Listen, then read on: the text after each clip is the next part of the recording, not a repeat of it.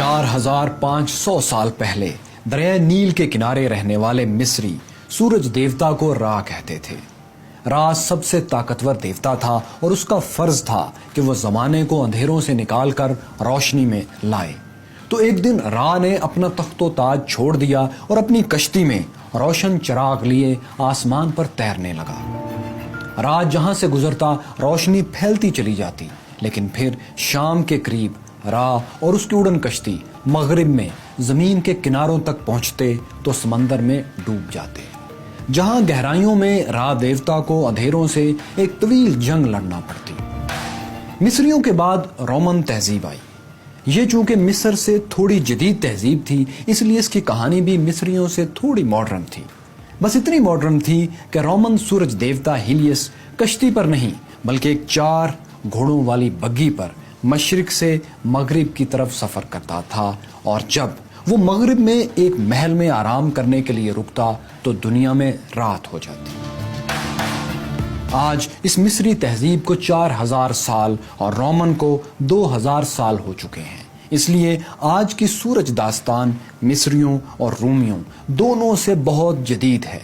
لیکن یہ داستان من بھاتے قصوں پر مشتمل نہیں ہے، بلکہ تجربات اور مشاہدات سے لکھی جا رہی ہے۔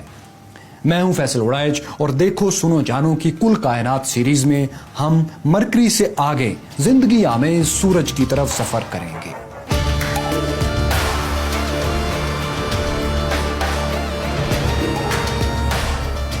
ہیلیس کی گھوڑوں والی بگھی تو ایک دیو مالا تھی، لیکن 1976 میں سچ مچ کا ایک ہیلیس اسپیس کرافٹ سورج پر بھیجا جا چکا ہے، اور ایک نہیں 2 ہیلیس 1 اور ہیلیس 2۔ یہ جرمنی اور امریکہ نے مل کر بھیجا تھا۔ یہ دونوں اپنے وقت میں انسان کی بنائی ہوئی سب سے تیز رفتار ترین مشینیں تھیں۔ ہیلیس 2 کی رفتار 70 کلومیٹر فی سیکنڈ تھی، یعنی اگر آپ اس پر سوار ہوں تو کراچی سے لاہور صرف 18 سیکنڈ میں پہنچ سکتے ہیں۔ یہ مشن کیوں بھیجا گیا؟ آخر سورج کے قریب ترین اسپیس مشنز بھیجنے کی یعنی اگر آپ اس پر سوار ہوں تو کراچی سے لاہور صرف 18 سیکنڈ میں پہنچ سکتے ہیں۔ یہ مشن کیوں بھیجا گیا؟ آخر سورج کے قریب ترین اسپیس مشنز بھیجنے کی ضرورت کیا تھی اور کیا ہے؟ ابھی زمین پر انسان دوسرے انسانوں کی بھوک ختم نہیں کر سکا، غربت ختم نہیں کر سکا، تو آسمان میں گاڑیاں دوڑانے اور سورج پر کمندیں ڈالنے کی کوشش وقت اور پیسے کا ضیاع کیوں نہیں ہے؟ تو اس کا جواب ہے سولر ونڈز۔ یہ دیکھیے، اس کی آواز سنیے، یہ سورج کی آواز ہے۔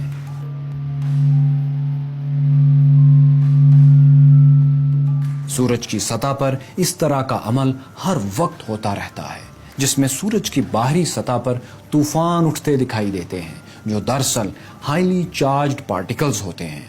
ان کے اتنے بڑے بڑے دائرے بنتے ہیں کہ جن کا سائز کئی زمینوں کے برابر ہوتا ہے۔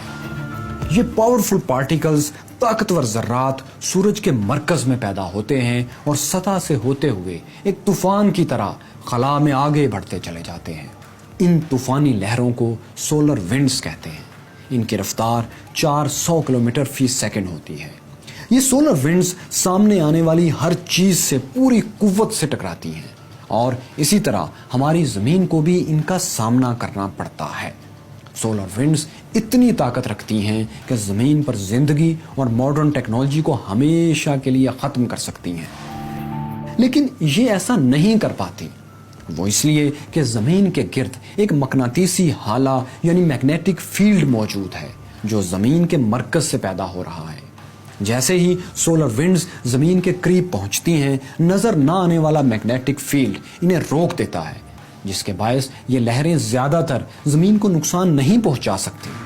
ہاں، کبھی کبھار جب یہ سولر ونڈز بہت منہ زور ہوتی ہیں تو نقصان ہو بھی جاتا ہے، جیسے کہ 1989 میں سولر ونڈز اتنی شدید تھیں کہ ان سے کینیڈا میں ہائیڈرو کیوبک گرڈ تباہ ہو گیا تھا۔ اسی طرح 1998 میں خلا میں گھومتا امریکی سیٹلائٹ گلیکسی 4 بھی سولر ونڈز کا نشانہ بن کر اپنے مدار سے باہر گر گیا تھا، اور 4.5 کروڑ پیجرز، جسے آپ اس وقت کے موبائل فونز کہہ سکتے ہیں، کام کرنا بند کر چکے تھے۔ बल्कि बहुत सा कीमती डाटा भी हमेशा के लिए ज़ाया हो गया था। खलाबाजों को जो पेजर्स, जिसे आप उस वक्त के मोबाइल फोन्स कह सकते हैं, काम करना बंद कर चुके थे, बल्कि बहुत सा कीमती डाटा भी हमेशा के लिए ज़ाया हो गया था। खलाबाजों को जो ख़ास सूट पहनाया जाता है और खलाई मशीनों पर जो ख़ास कोटिंग होती है, उसका एक बड़ा मकसद इन्हीं सोलर विंड से तहफ़्फ़ुज़ करना होता है। इसलिए बहुत ज़रूरी है कि हमें इन सोलर विंड्स के बारे में ज़्यादा से ज़्यादा मालूमात हों। जिस तरह मौसमों का हाल जानने के लिए वेबसाइट्स हैं, बिल्कुल इसी तरह खलाई मौसम यानी सोलर विंड्स कब आ रही हैं, कितनी आ रही हैं, ये जानने के लिए भी वेबसाइट्स हैं जिनको देखकर कम्युनिकेशन सैटेलाइट्स और बिजली फराहम करने वाले इदारे अपने सिस्टम्स अपडेट करते रहते हैं। लेकिन ये निज़ाम उस वक्त ज़्यादा बेहतर, मॉडर्न और ताकतवर हो सकता है जब हमें सोलर विंड्स के बारे में ज़्यादा से ज़्यादा मालूमात हों। तो यही जानने के लिए हीलियस 1 और हीलियस 2 को सूरज के गिर्द 1974 और 76 में भेजा गया था। हीलियस 1 10 साल और हीलियस 2 3 साल तक अपने मिशन पर काम करता रहा। आखिरी बार इनसे राब्ता 1986 और 1980 में हुआ था। इसलिए आज हम ये नहीं जानते कि ये दोनों किस हाल में हैं। लेकिन सोलर विंड्स, कॉस्मिक रेज और सूरज के मैग्नेटिक फील्ड के बारे में हम जो कुछ भी जानते हैं, इसका एक बड़ा हिस्सा हीलियस 1 और 2 ही की वजह से इंसानियत के इज्तिमाई इल्म का हिस्सा बना।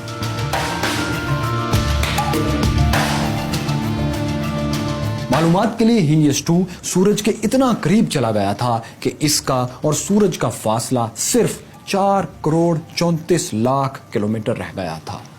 लेकिन वो जो कहते हैं कि जैसे जैसे हमारा इल्म बढ़ता है, हमारी जहालत भी बढ़ती चली जाती है। तो जहां हीलियस 1 और 2 ने कई सवालों के जवाब तलाश किए, वहीं कई नए सवालात भी पैदा हो गए। एक ये कि आखिर ये सोलर विंड्स पैदा कैसे होती हैं, और दूसरी ये कि सूरज की सतह पर कंडीशंस में इतनी ज्यादा तब्दीली क्यों और कैसे आती है। ये जानना इसलिए भी जरूरी था कि हमें इल्म हो सके कि सोलर विंड्स जमीन पर इंसानी जिंदगी और टेक्नोलॉजी पर किस तरह असर डालती हैं, ताकि इससे बचा जा सके। इन सवालों के जवाब खोजने के लिए हमें सूरज के और भी करीब जाना था, उससे कई गुना ज्यादा नजदीक जितना हीलियस 2 और 1 जा चुके हैं। तो अब इन सवालों के जवाब खोजने के लिए हमें सूरज के और भी करीब जाना था, उससे कई गुना ज्यादा नजदीक जितना हीलियस 2 और 1 जा चुके हैं। तो अब ये जो लाठी टेक के कमजोर से बुजुर्ग आप देख रहे हैं ना, इनकी उम्र 91 ईयर्स है, 91 साल। ये साइंटिस्ट यूजीन पार्कर हैं। इस वीडियो की अपलोडिंग डेट के वक्त पार्कर सूरज के सामने खड़ा है। साइंटिस्ट यूजीन पार्कर नहीं, बल्कि उनके नाम पर बनाया गया space mission the Parker solar probe. इसकी रफ्तार अपने इंतहाई वक्त में हीलियस स्पेसक्राफ्ट से भी बहुत ज्यादा तेज है, और इतनी तेज कि अगर आप इस पर लाहौर से कराची जाना चाहें तो आपको सिर्फ 7 सेकंड चाहिए। यह प्रोब 12 अगस्त 2018 को सूरज की तरफ भेजा गया था। यह पहला मिशन था जो किसी जिंदा इंसान के नाम पर भेजा गया है, क्योंकि यूजीन पार्कर ही ने सुपरसोनिक सोलर विंड्स की थ्योरी दी थी, और वो भी आज से कोई 65 बरस पहले। तो पार्कर सोलर प्रोब न सिर्फ सूरज के सामने पहुंच चुका है, बल्कि उसने अपना काम भी शुरू कर दिया है। ये वो तस्वीर है जो दिसंबर 2018 में इसी प्रोब ने जमीन पर भेजी थी। ये सूरज की उस वक्त तक की करीब तरीन तस्वीर थी। इसमें जो नुक्ता सा चमक रहा है, वो इसके गिर्द घूमता सैयारा अतारत यानी मरकरी है। पार्कर सोलर प्रोब साबका मिशन हीलियस की निस्बत सूरज से 7 गुना ज्यादा करीब जाएगा। अपने बैजवी दायरे में जब ये सूरज के करीब तरीन होगा, तो इसका और सूरज का फासला महज 61 लाख किलोमीटर होगा, 61 लाख। लेकिन इस वक्त भी ये बराह रास्त सूरज के एटमॉस्फेयर में दाखिल हो चुका है। इस हिस्से में, सूरज के इस हिस्से को कोरोना कहते हैं।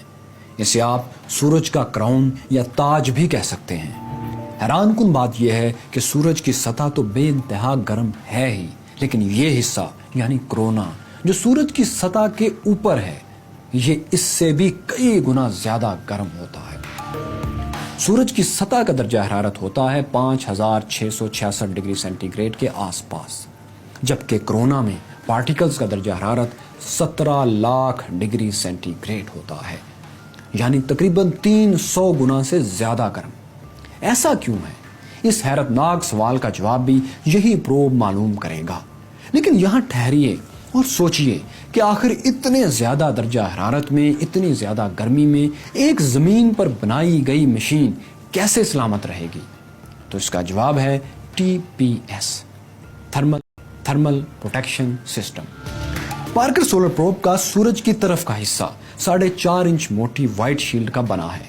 ये व्हाइट शील्ड कार्बन कंपोजिट के मटेरियल से खास तौर पर यूं तैयार की गई है कि ये ज्यादातर हीट को मुनक्कस कर देगी, यानी मैक्सिमम हीट को रिफ्लेक्ट करेगी। इससे स्पेसक्राफ्ट के पीछे वाला ये हिस्सा ठंडा रहेगा। इस पीछे वाले हिस्से के हालात को ठंडा रखने के लिए पाइप्स हैं जिनमें पानी गर्दिश कर रहा होता है।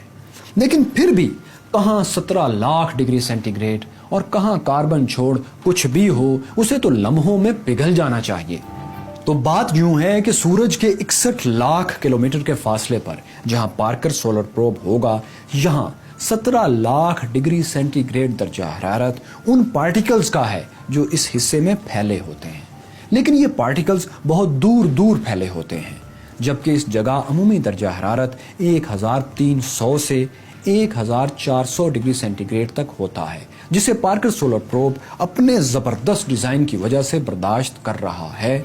बल्कि इसका कैमरा और सेंसर्स भी बखूबी काम कर रहे हैं, और अगर कोई हादसा ना हो गया तो ये कम से कम 7 साल तक यूं ही तजर्बात करता रहेगा। पार्कर सोलर प्रोब 7 साल में सूरज के गिर्द 24 चक्कर लगाएगा और फिर सूरज ही में गोता लगाकर खत्म हो जाएगा। इसकी भेजी तस्वीर के जरिए सूरज के कुछ हिस्से का एक तफसीली नक्शा, डिटेल्ड मैप भी तैयार किया जाएगा। लेकिन ये नक्शा साजी आसान नहीं होगी, क्योंकि सूरज का साइज बहुत ही बड़ा है। इतना बड़ा कि अगर 100 जमीनों को एक साथ जोड़कर रखा जाए तो ये सूरज का डायमीटर यानी कतर होगा। सूरज इतना बड़ा है कि 10 लाख जमीनें इसमें समा सकती हैं, बल्कि ये इतना बड़ा है कि इसमें हमारे पूरे निज़ाम शमसी के तमाम सैयारे 600 मरतबा डाल दिए जाएं तो भी थोड़ी बहुत जगह बच जाएगी। ये इतना भारी है कि सोलर सिस्टम का 98% से ज्यादा वजन, 98% से ज्यादा सिर्फ सूरज का है। यही वजह है कि सूरज की कशिश भी इतनी ही ज्यादा है। ये कशिश इतनी ज्यादा है कि 8 बड़े और दर्जनों छोटे सैयारे, 170 चांद और अनगिनत शहाबिये अरबों साल से इसके शहर से नहीं निकल पाए। हमारा सूरज 4 अरब साल से चमक रहा है और अंदाजा है कि मजीद 4 अरब साल तक यूं ही चमकता रहेगा। लेकिन इसकी चमक आती कहां से है? सूरज 4 अरब साल से रोशनी कैसे दे रहा है? इसका जवाब है न्यूक्लियर फ्यूजन, हाइड्रोजन बम के धमाके।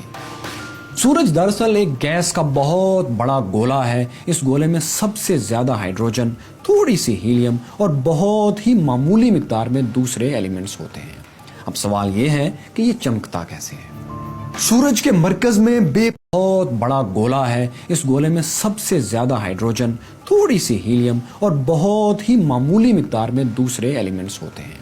अब सवाल यह है कि ये चमकता कैसे है? सूरज के मरकज में बेपनाह ग्रेविटी, कशिश सकल के बायस प्रोटॉन यानी हाइड्रोजन के चार्ज्ड एटम एक दूसरे से इतना करीब आ जाते हैं कि वो एक दूसरे से चिपक कर रह जाते हैं। गोया उनमें प्यार हो जाता है और हाइड्रोजन के प्रोटॉन के मिल जाने से नया एटम हीलियम वजूद में आ जाता है। लेकिन ये हीलियम का जर्रा हाइड्रोजन के उन एटम से बहुत हल्का होता है जिनके टकराने से वो बना होता है। तो अब सोचिए कि अगर ये उनसे हल्का है जिनसे ये बना है, तो वो बाकी मैस कहां चला गया? तो इसका जवाब है आइंस्टाइन के पास। जी हां, आइंस्टाइन की मशहूर ज़माना इक्वेशन E=mc² के मुताबिक ये मैस एनर्जी में बदल जाता है और ये एनर्जी का जर्रा फोटोन कहलाता है। ये फोटोन किसी दीवाने की तरह सूरज के अंदर मरकज में मुख्तलिफ एटम से इधर उधर टकराता फिरता है। इसे सतह पर आने में हजारों या लाखों साल लग जाते हैं, मगर एक बार जब ये सूरज की सतह पर आ जाए तो इसे हमारी जमीन तक पहुंचने में सिर्फ 8 मिनट और 20 सेकंड लगते हैं। बस इतनी सी देर जितनी देर में आप गर्मा गर्म हेडलाइन सुनते हैं, फोटोन सूरज की सतह से आप तक पहुंच जाता है। तो अगली बार जब आप सूरज की रोशनी में कुछ देखें या इस वक्त देख रहे हों तो जान लें कि यह रोशनी का मेहमान हाइड्रोजन बम के धमाकों से पैदा हुआ था।